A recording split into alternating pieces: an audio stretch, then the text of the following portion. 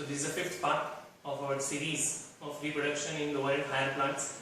So now in pollination, we are going to learn about what is pollination and what are the types of pollination, what are the agencies of pollination, and in depth, in detail of each type of pollination in detail we are going to learn.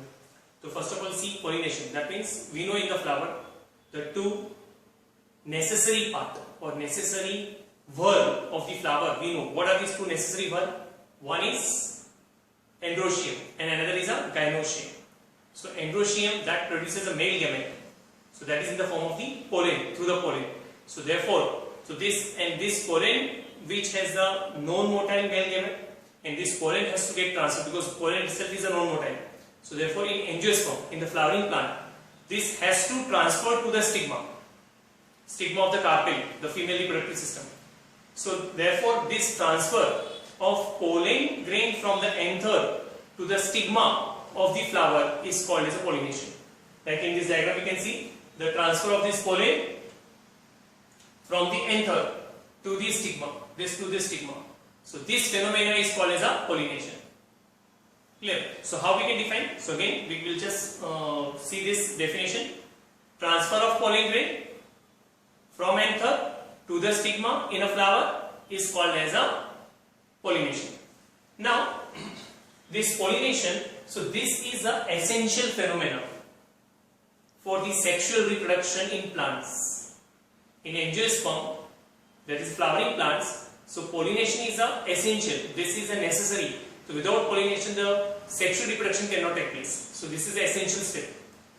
Now this pollination, so as a type we can see broadly we can classify into two types. That is the self-pollination and the cross-pollination. Now the word itself says self-pollination. Self-pollination means what? So within the same flower, the transfer of the pollen from the anther to the stigma of the same flower, like here in this diagram. So within the same flower, so it's a pollen from its own anther to its own stigma. So in a flower, so this is called as a self-pollination. Now this is in the self-pollination, again further we can say two types. That is the autogamy and heterogamy. Now in autogamy, as I have said, this autogamy, self-pollination. So that is the transfer of the pollen from the anther to the stigma within the same flower. Within the same flower is called as a autogamy. Whereas now in the heterogamy, so transfer of the pollen from the anther of one flower to the stigma of another flower on the same parent plant, So this is called heterogamy, because here in heterogamy it of course will require the agency, maybe air, maybe insect, maybe birds. But now the thing is that in heterogamy, why it is a self-pollination? Because it is on the stigma of the flower of the same species in the same parent plant, because their genetic information is same, because parent plant is the same, but the flowers are two different of the same. So same parent plants, as the genetic information is same, therefore it is a self-pollination. So in the heterogamy, transfer of the pollen from the anther of one flower to the stigma of another flower on the flower which is present on the same parent plant. So this is called heterogamy. Now next we'll see about the cross-pollination. In this cross-pollination, the two phenomena which is there, xenogamy and hybridization. First we'll see cross. Now it's a cross. So in cross, that means pollen from one flower to the stigma of another flower on the another plant. So that is the thing. The two plants are separate. Two plants are different. Maybe of the same species. So species is the same, but the plants itself are different. So therefore this is a cross-pollination. Now in this cross-pollination, xenogamy. Now here we can say this xenogamy. Now in xenogamy, if you see, so transfer of the pollen from the anther of one flower to the stigma of another flower on the other plant of the same species. So that is called as a xenogamy. So that is a cross pollination. Now in hybridization again it's a cross pollination, but here is the these two different plants are of the two different species. There is a difference. In xenogamy, the two plants of the same species, two different plants of the same species. So in that the pollination takes place. So that is the xenogamy. Whereas in the heterogamy, yes, so that is in the same plant which we have seen. In xenogamy, the plants are the two but of the same species. But in hybridization, the plants are two different of the two different species. Clear? So now here, as here in this diagram what I have shown, see this is one type and this is another type of the flower. These are different species. So here the pollen from the anther of one flower of one plant to the stigma of another flower of the another plant of another species. So this is called as a hybridization. So this is a hybridization. So these are the different types. So what we have understood, what is pollination? Then it is an essential step for the sexual reproduction plant, and these are the two major types, that is the self and cross and its further types. There is autogamy, heterogamy, xenogamy and hybridization. So these are the four types of the pollination what we have discussed. Now next part we'll see, here we'll discuss some terminology. So that is called as a chesmogamous. In chesmogamy, what is the meaning of chesmogamy? So here we'll see certain terminology like chesmogamy, homogamy and clistogamy. So we'll discuss on this part. We'll see about this three parts. So what exactly I mean to this? So we'll see about this. So first we'll see what is chesmogamy. What is chesmogamy? Now according to this chesmogamy, now let's see. So this chesmogamy. Now here the flower opens. Flowers opens with all its verb, and it's both essential verb, that is a androecium and gynoecium. So both are exposed. Its reproductive organs are exposed. So flower opens and the anther and the stigma both are exposed, and then the pollen get transferred from the anther to the stigma. So this is called as a chesmogamy. So chesmogamy may be followed with the self-pollination, maybe with the what we can say the cross-pollination. But the meaning of the chesmogamy is what? Opening of flower and expose of its reproductive organ, its reproductive part, that is both androecium and gynoecium. The anther and the stigma are exposed. So this is called chesmogamy. Now the another terminology we can see here in this. So those flowers which open and its what we can say reproductive parts are androecium, gynoecium are exposed. So such flowers are called chesmogamous flower, and the phenomenon is a chesmogamy. Now similarly homogamy. So what is homogamy? In homo means at the same time, same. So homogamy, here the flowers and in when the flower open, so both anther and stigma both develop at the same time. At the same time when they develop, at the same time, so therefore that is called as a homogamy. Normally many of the flowers, most of the angiosperm, if you see, so either of the androecium, gynoecium, one of the reproductive system develop first in compared to other. So if in many of the flowers the androecium, the anther develop earlier or before the development of the stigma of the same flower. So therefore, meanwhile the anther may get transferred to the other flowers by the some agencies like the birds, insects, or by air. Clear? And now here when both are developed at the same time, so their chances of self-pollination is more. Now second we'll see the clistogamy. See now the word meaning clistogamy. If we see here the word meaning of the clisto, here meaning, so it is a hidden. It is undercover, under surface. So now it is undercover how? When the flower is still in its bud form. When the flower is still in its bud form and it is a closed flower. Now it is the bud has not opened. The flower is not open. Flower is in bud form and it is a closed. And now inside the flower, in the bud, both androecium and gynoecium, that is the stigma and anther both have developed, and the anther which develop the pollens, and that pollens get transferred within the on the stigma within this closed in the bud form, in the closed when the flower is not open, in the closed flower only. Therefore it's called clistogamy. That is clisto means closed. So Clear now? Cleistogamy. So here these are always, cleistogamy is always a self pollination. Why? Because it is within the bud only. The flower is not open, and the what we can say, the pollens from the anther has transferred to the stigma within this bud only, within this closed flower. Therefore, it's a cleistogamy. This is called as a cleistogamy. Clear? So that is a cleistogamy. Now, what we can say now, there are the things. There are some plants like a viola. So these plants, in that, if you see some on the same plant, on the same tree, both types of flowers are there. Some flowers are chasmogamous and some flowers are cleistogamous. Both are on the same. That's in the viola. Viola is the name of the what we can say the plant. So in that, so those flowers are showing both chasmogamy and cleistogamy. So these are some of the additional terms what we have learned. I hope this is clear with you about the chasmogamy and the cleistogamy. Now next part we will discuss is about the agencies. Now because when we talk about the pollination, so pollination, this phenomena, as I already have said, what I have said, कि the pollens are non-motile and they have to taken from the anther to the stigma. So that is some agencies will be required. So these agencies may be abiotic or abiotic. In the two part we can classify biotic and abiotic. So abiotic agencies are like what? Air and water.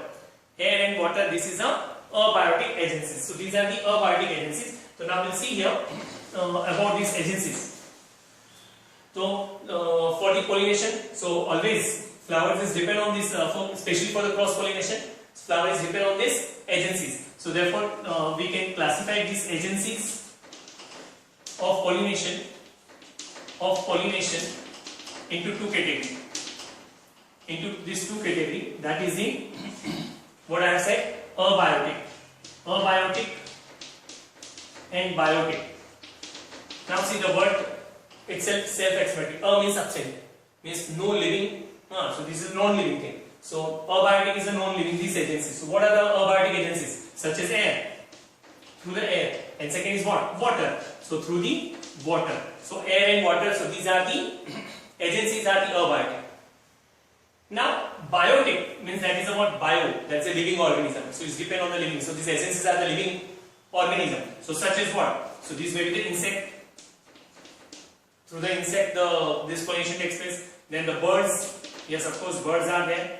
Then animals, so animals are there. So these all are the living organisms, and they are responsible in transferring the pollens from the anther to the stigma, especially in the cross pollination. Now, next part we are going to learn about the agencies of pollination. Now, in agencies of pollination, so as we were discussing about the abiotic and biotic. So abiotic pollination is the air. So air is an anemophilous. Air. So pollination by air is called as an anemophily, and such flowers are called anemophilous. Whereas what we can say, the water. So pollination by water is called hydrophily, and such flowers are called as a hydrophilous. Now in that, whether the pollination is taking place under the water or at the surface of water, when the pollination occurs in the plants which are present inside, that means submerged in the water. So that is underwater. So those are called hypohydrophily. Whereas the pollination which occurs on the surface of water, so then that is called as a epihydrophily. Epi means above, hypo means below. So underwater is a hypohydrophily, and at the surface of the water is called as a epihydrophily. Now similarly the biotic, so we can classify here into the group the pollination by insect. So pollination by insect is called as a entomophily. Entomo means insect. Phily. So that is a pollination. So therefore entomophily. Entomophily is the pollination by the entomophily is by insect. Then pollination by birds is called as ornithophily. Ornitho means birds. Ornithophily. Then by animal, zoophily. Then next we'll see bats. So pollination by bats, bird wagon. So bats, pollination by bats is a chiropterophily. Then pollination by the snail. So this snail, that is called as a melepophily. Pollination by the snail. So that is called as a this melepophily. Then the pollination by ants is called as a myrmecophily. That is called as a myrmico or a myrmico. That is called. So it's a myrmicophily. And by snake is called as a ophido. Ophido means snake. So ophidophily. So these are some of the what we can say the agencies for the pollination. Now each one we are going to learn in details. Now we will continue with the different types of pollination. So in that first we'll see the anemophily. So now in anemophily, because these are the abiotic type of the agency for the pollination. So anemophily, that means pollination by the air. Pollination by the air. So now in anemophily, these plants. So these plants which produce a flower. So what are the characteristics of flowers in the anemophily? So the pollination takes place with the help of the air is called as a anemophily, and such flowers are called as a anemophilous flower. Such flowers are called as a anemophilous flower. Now we'll see that characteristics of these anemophilous flowers. So what are these characteristics? So first of all, these plants. So examples of the plants we'll take. These are mostly the monocots. These are mostly the monocots. The examples of the anemophilous plants. So these all are mostly the monocots, like a wheat, jawar, bajra, maize. So such plants, so these flowers, so in such the flowers are very small. Flowers are small in size. Flowers are small in size. So these are and such flowers. So these flowers are colorless. These flowers are colorless. They are small in size. They are colorless. They do not produce the nectar. They do not produce the nectar. They do not produce the fragrance. So because these are to attract the insect for the purpose. But now here they do not produce the nectar, they do not produce the fragrance, they are small in size, they are colorless. These are the characteristics of the this anemophilous flower. Now these flowers produce the pollen grains in abundant quantity. Abundant, that means in more quantity, because most of the these pollen grains, so they get carried away with the air, and there is a wastage. So wastage is also in a tremendous amount. Therefore what we can say, these pollen grains are produced by such flowers are in a large quantity, in a huge quantity. Therefore they are abundant in the production of the pollen grains. Now these pollen grains, so these pollen grains are very light in weight. So the characteristics of pollen grains are they are small and the light in weight. Therefore they can be easily carried away along with the air. Easily carried away along with the air. Now the anther is versatile. So in the flower anther, so therefore it's what we can say, it's stalk. So therefore this is longer and they are versatile. So therefore they can be versatile means here is they can easily move along with the air. So therefore on the maturity this anther wall get ruptured and the pollens can easily carried away along with the air. So therefore these are the versatile and these are longer. So this part about this. So now the filament is very long. So here normally in such flowers the anther is long, the filament is long, and they are a little up in the high in a position. So along with the air the pollen can be easily carried away. Now then most of this in the plants, the upper on the plants, so these are what we can say monothecous, and in that the flowers in the upper are the male, and in the lower part of such plants will be the female flower. So therefore, so this with the air, these pollens get fall down on the stigma of the what we can say this flower. So therefore here in the when these anthers are carried pollens from the anthers are carried away, so therefore these stigmas are normally hairy. So therefore the pollens can be easily stuck into it. And therefore it helps in the pollination and the fertilization. So these are some of the characteristics of what I have discussed about this anemophily and anemophilous flower. And examples I already have said, most of the monocot plants like wheat, maize, jawar, bajra, rice, etc. So these are comes into this this category. Now next second abiotic agency. Second abiotic agency we'll see is about. Now next part what we are learning is about the hydrophily. So in the hydrophily, so this is the second what we can say the type for the abiotic agencies. So hydrophily, so here the pollination, the agency is a water. So pollination is carried taken by or carried by the water. So now these plants are aquatic plants. These plants are aquatic plants. So now here the plants are grown in the water, and therefore the pollinations, the pollens are with the help of the water reaches to the from anther. The pollen from anther reaches to the stigma in the flower. So now here we will some example we will discuss. Before that, so the characteristics of hydrophily again. So in the hydrophily, so now this as it is a water, it is a abiotic agencies. So again the flowers are same characteristic as what we have learned in the anemophily. What we in the anemophily. So that is. So what are the characteristics we have learned in the flowers of the hydrophilous flower? Now same like anemophilous. So hydrophilous flower, the characteristics are the flowers are again small in size. Okay, and these are again colorless.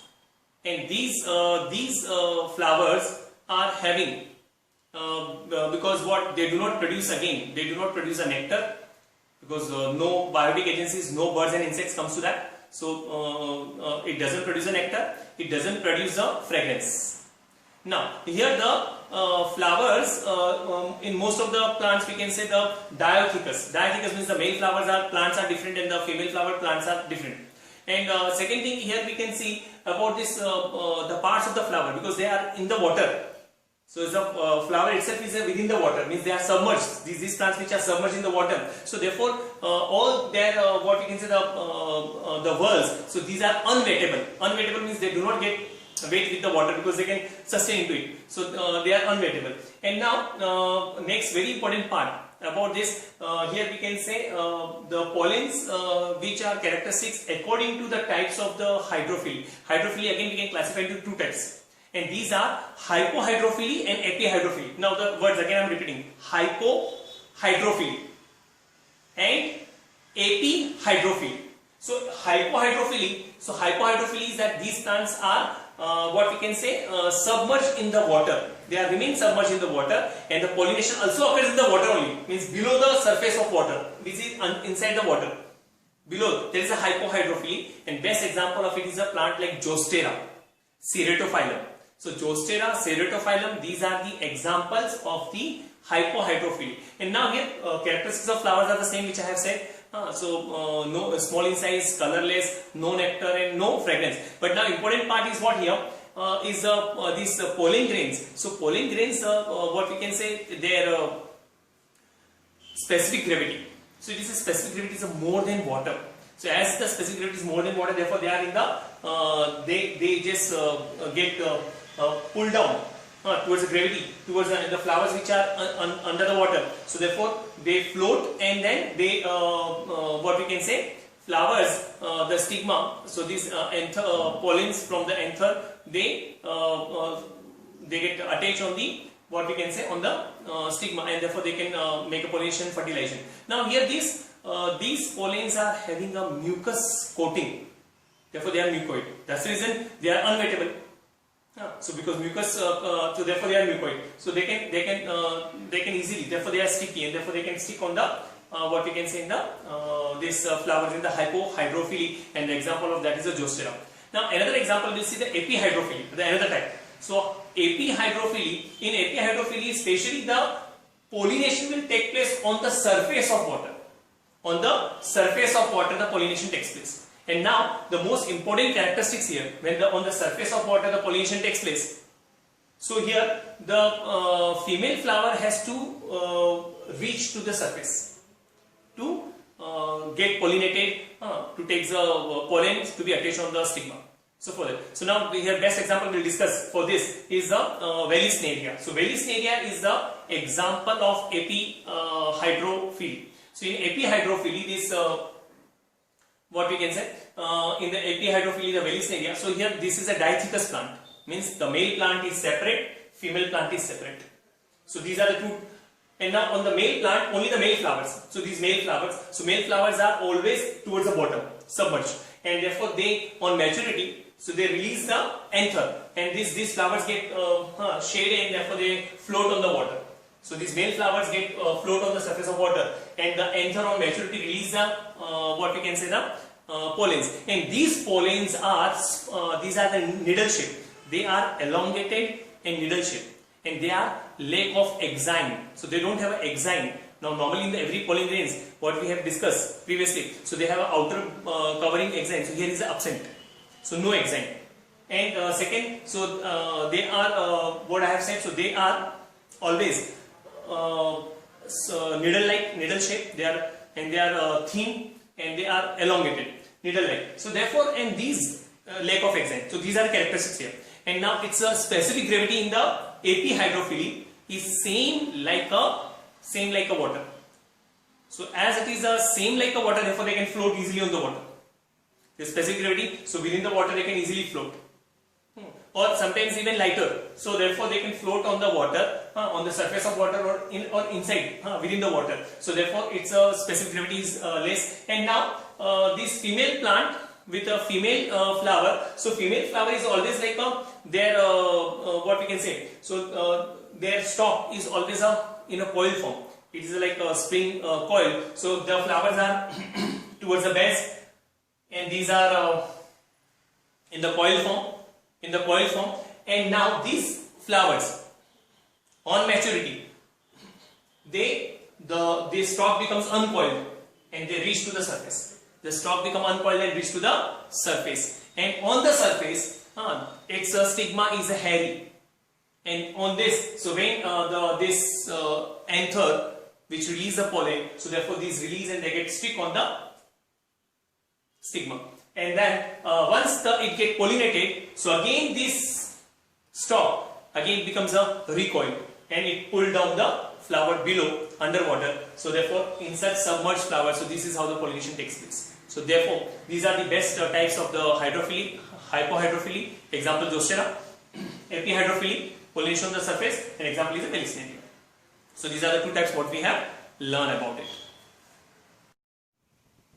Now next part we are learning the biotic agencies. So biotic agencies, as we know, in the biotic agencies like by insect, by birds, by animals such as bats. So these are already the list which previously I have said. So first we will discuss about here entomophily. Entomophily, that means pollination with the help of insect. So pollination by insect is called as a entomophily, and such flowers are called as a entomophilous flower. Now we will see the insect, but what kind of the insects? So these insects, all the insect which with their wings they fly. So these insects are like bees, honeybee. This is the beetles, bhaura, beetles. Then yellow bee. So these are the different bees. So they moves from flower to flower.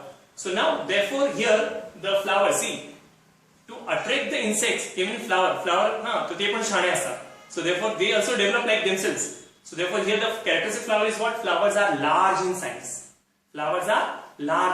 So because in the anemophily, as there is air, is abiotic, so therefore flowers are very small. It doesn't make a difference. But now we have to attract the insect because the flower wants to get pollinated. And for pollination, for that purpose, they want to transfer their pollens to the stigma or of another flower. And these agencies are required. So therefore, to attract them, the flower is larger in size. The size or shape of the flower, so say size is a large. And they are colorful. So different bright colors are there to attract the insects. It's quite obvious. Even when you take a rose and propose your girlfriend, so that's the same way. So this here again, these flowers are is attractive. So therefore flowers are colorful with the bright colors. These flowers are what we can say produce lots of nectar. Nectar because the insect come to suck the nectar, to take the nectar. Nectar is a food. So it is a sugary solution. It is a sticky fluid. So therefore this nectar, and this is rich in the sugar. So to eat, so that's the reason this come. And insects attract and come on the flower. Now second thing is that these flowers also produce the pollens, and pollens are also in the large quantity. Because some of the insects eat the pollens. So that's as a food. Now that's the reason, see now. So एक चीज है दुनिया में कोई चीज फुकट में नहीं होती है, फ्री में कोई किसी के लिए कुछ नहीं करता. Everybody is selfish. So your flowers are selfish and insects are also selfish. Insects attracted towards the flowers to come because they get a food.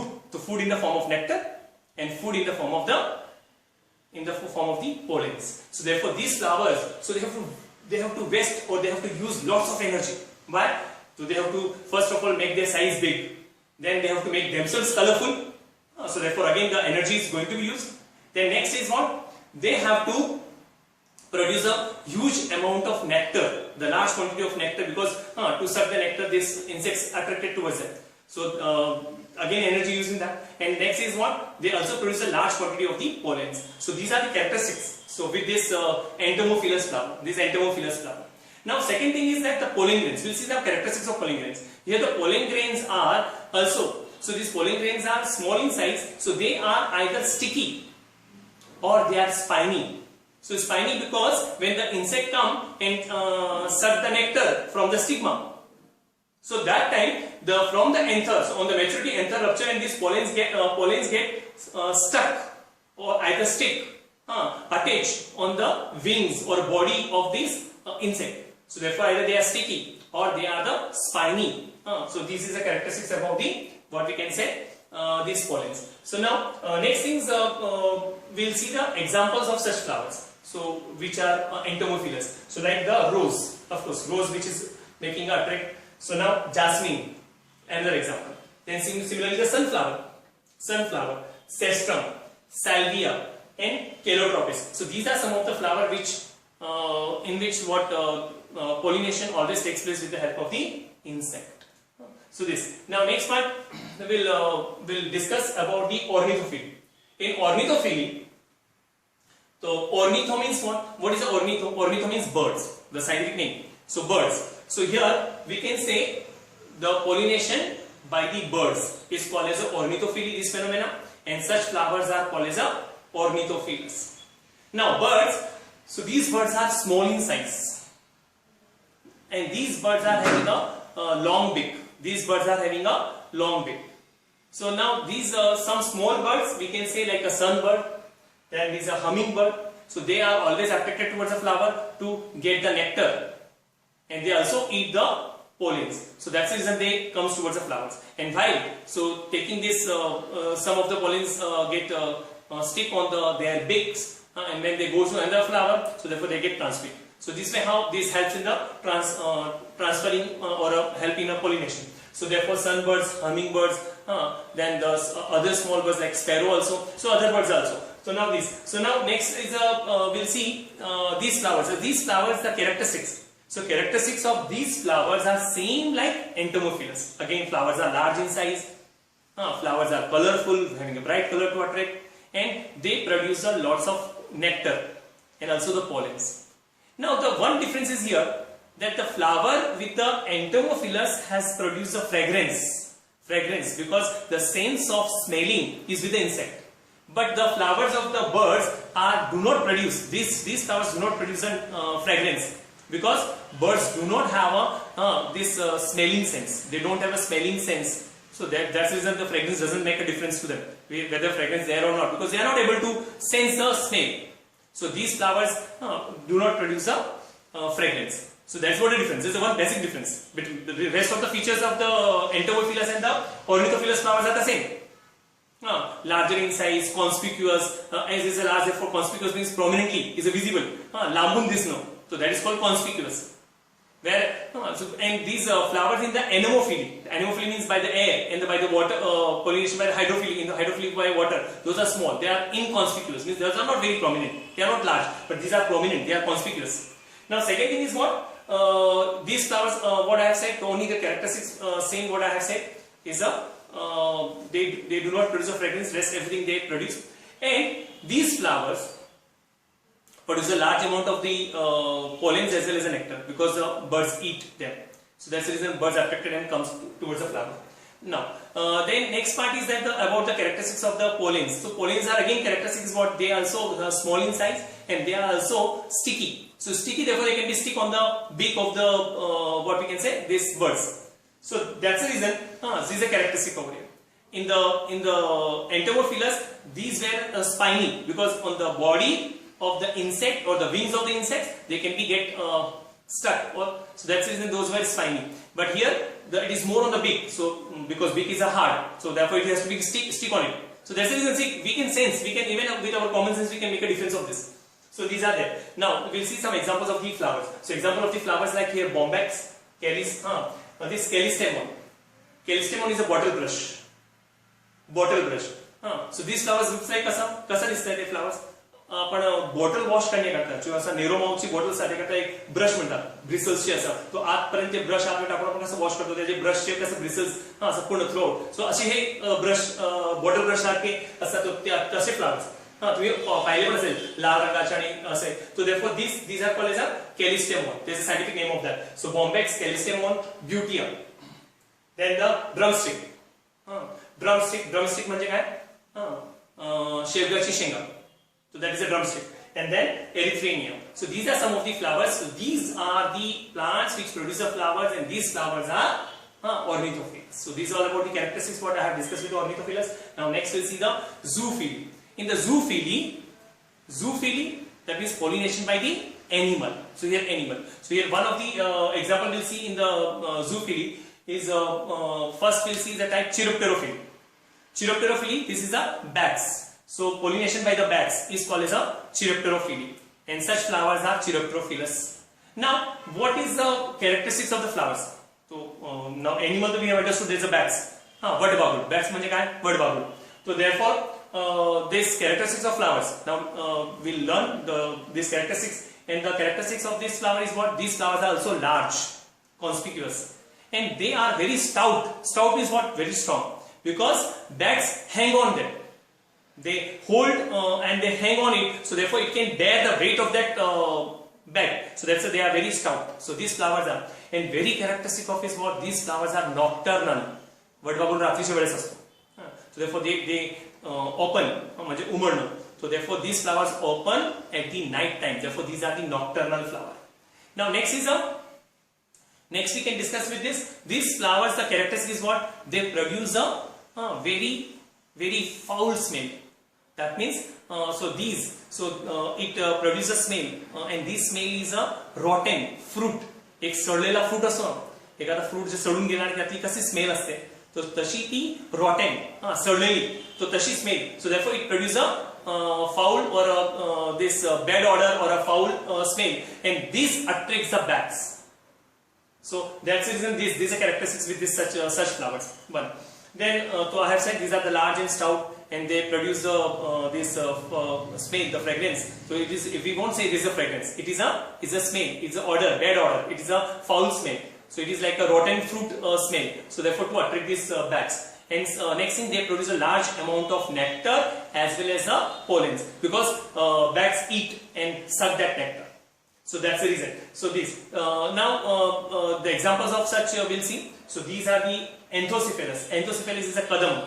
Kadam in Marathi we can say this is a kadam tree. So Anthocephalus, Adansonia, there is a baobab tree, and Kigelia. So these are some of the examples with the plant or these plants which produce the flowers, which is a Chiropterophilus, this flower. Now the thing is that these bats helps in the pollination, and this can even, they carry such pollens even to the long distance. So that means kilometers. So this can be easily carried because these pollen grains, the characteristics again the pollen grains. So they are sticky. So therefore they can stick on the wings of the bats and as well as on the body of the around the mouth of the bats. So therefore, and along with the bats they can be carried to the very long distance, even they can be carried. So these are some of the characteristics with the Chiropterophily. Now two more example I can discuss with that in zoophily. So like one of the example is in forest. So that is called as a pollination by the elephant. Zoophily, elephant, animal. So and that is one of the example is what? Rafflesia. Rafflesia is a large flower. It's a very large size flower, and this has a stigma also very large. So therefore, especially the elephants are attracted towards this flower, and elephant through that is sown knee. So therefore, they from flower to flower. So they help in a transmission or transfers of the what we can say pollen grains. So that is in the zoophily. One of the example is that. Other will in short characteristics are already like this. So other is a list which I had already previously shown you. So this is if the pollination is by the what we can say snake cripple. So on the grasses and then on the trees. So these are small flowers. So they can even it helps in. So these are called as ophidophily. This phenomenon is ophidophily, and flowers are ophidophilous. So ophidophily, there is a pollination by the snake. Then the pollination by the snail. Snail is a malacophily. Pollination by the ants. These are again small on the grasses. So this is a myrmecophily. This is the myrmecophily. So this way, what we have discussed about this is all about the different agencies. Now, what we have learned in today's class, this about the pollination, the definition of pollination, types of pollination, and then different agencies. And in agencies, both abiotic and biotic, and their types. So there is a anemophily, hydrophily, hypohydrophily, epihydrophily, then the entomophily, ornithophily, chiropterophily, and some of the examples of the zoophily. So this is all with this we have learned. Now in next part we'll see about the further about the pollen pistil interaction and then fertilization. So with this all, thank you very much.